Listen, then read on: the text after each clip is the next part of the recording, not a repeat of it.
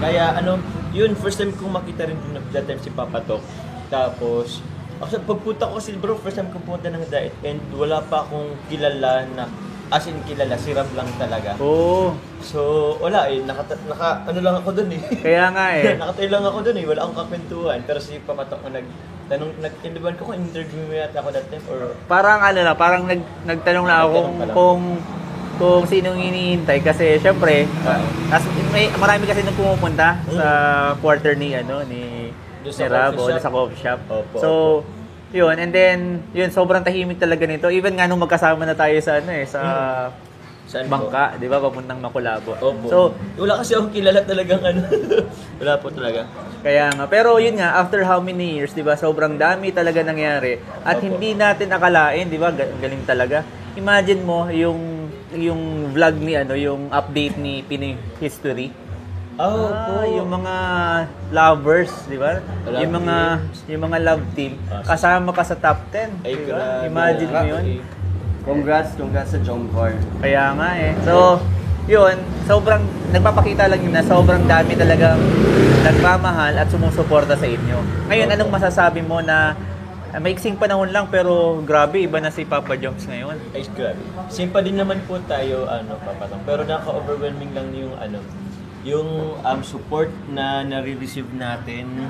Support, yung blessing na receive natin. Di ko din po kasi, actually, di ko rin to inakala po na dadating din tayo sa ganito pong kahit pa paano, medyo nakikilala yung love team namin ni Carla.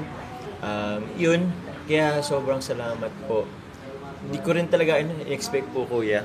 Alam mo ba na even nung itong store, may kumain dito. Nakwento ko na siguro to sa'yo. Kagawa dito, tapos yung apo niya. Sabi niya, yung apo niya, iba nga eh, yung apo niya, yung bata pa, elementary pa lang, lagi nakasubaybay sa inyo. Kumain sila dito, ang dahilan, dahil nakita nila yung mga videos ko, na kumakain kayo dito, saka sila, Kalinga Prab. Saka ito, mas madalas sila papadaan. Nakita nila yung mga post, yung mga picture lang naman, kasi nagpo-post ako. And then sabi niya, okay, lagi ba dito kumakain sila? Kasi ilang beses ko na nakita sa post, ay yung apo ko, sabi ganun, talagang umahanga daw sa inyong dalawa. Sabi ko, grabe, pati yung bata, ang ina-expect ko, syempre yung mga, yung mas matatanda. Ang kasi ng matatanda. market natin po kayo din, sa pag medyo mga mother, mga tita, siguro mga 40 plus pataas. So, hindi ko rin expect sa mga bata, pero meron din akong mga na-encounter na mga bata pa talaga po, kuya. Na din talaga, sumusubaybay na din. Yung iba nga, nag-order pa ng papahamot. Alam niyo po yung pahamot ni Ian, hindi ko alam kung ano. Pero yun, sumusuport din sila sa mga ganun. So, nakakatuwa kuya. As in, sabi ko, pati pala bata, may support din. Sa palagay mo, ano kaya yung sikreto ng Jomcar? Bakit ganun yung effect kahit yung mga mas matanda, yung mga katulad natin, at the same time, yun nga, mayroong bata? Anong tawag mo po? Ano kaya sikreto? Yung sikreto nyo? Bakit ganun katindi yung effect? Siguro inspiration. Rin kasi parang rin kasi na nila yung ni Carla siguro. Yung buhay nasimulan nila.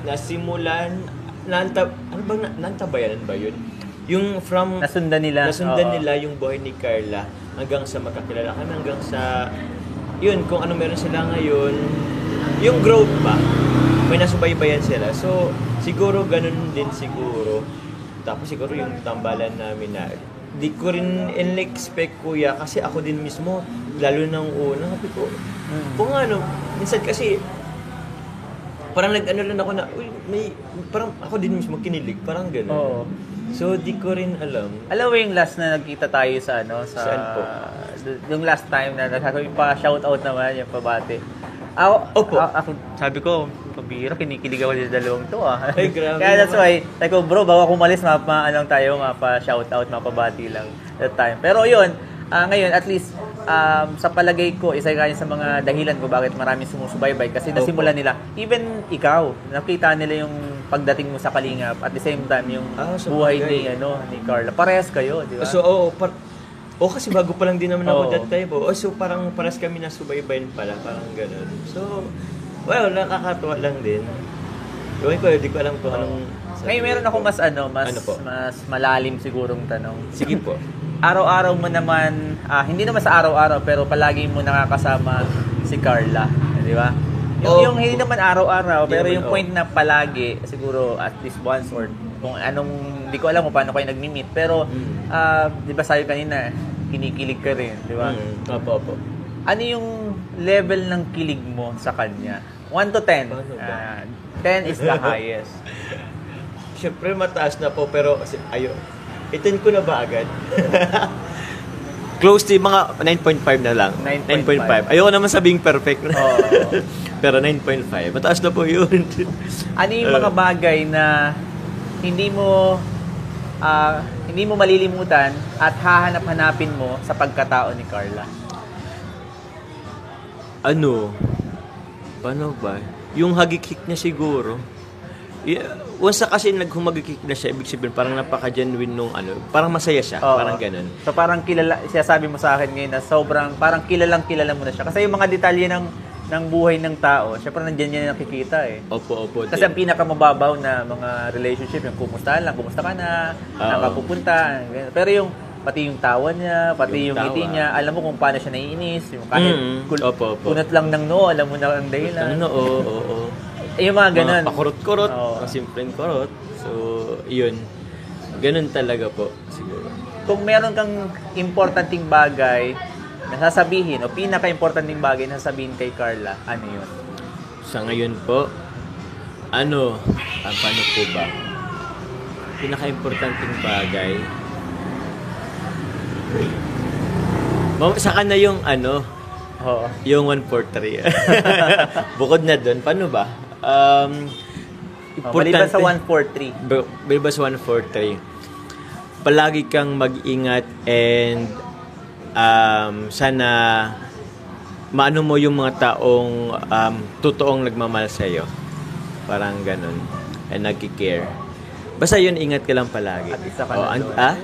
At isa ka na doon sa nagki-care. Isa na tayo doon. So yun, ayaw sabihin. Yeah, siguro yun lang. Bitinin ko muna kayo. Bitinin ko muna kayo. Saka na natin alamin pa yung mas matindi pa dyan. Kasi pupunta rin tayo dyan. I don't know kung kailan, pero abang-abang lang po tayo. So, ako yung nagpapasalamat. Medyo malamig na yung pagkain nila. Ayoko nang tagalan pa. Maraming pong salamat kay Papa Jogs. Sana may next time pa. Pwede pa bang next time? Kuya, may pagkain dito. Kaya wala lagi kaming makain dito. Malapit na yung gym. Maganda rin po yung ng Danjoy, yung photoshoot. So, oo nga eh. Malakas din yun eh. So yun, salamat po muna sa mga nagsuporta po sa amin. Patuloy suporta po sa Jomcar. Support nyo po si Papa Tok po sa kanyang channel. And yun po, God bless po. Ingat kayo palagi. Salamat po. Thank you po. Siguro last question lang dito kay Papa Dan. Anong masasabi mo? Anong pinaka gusto mong ibigay ng mensahe para sa Jomcar? Stay strong lang sila kahit napakadaming pagsubok nila.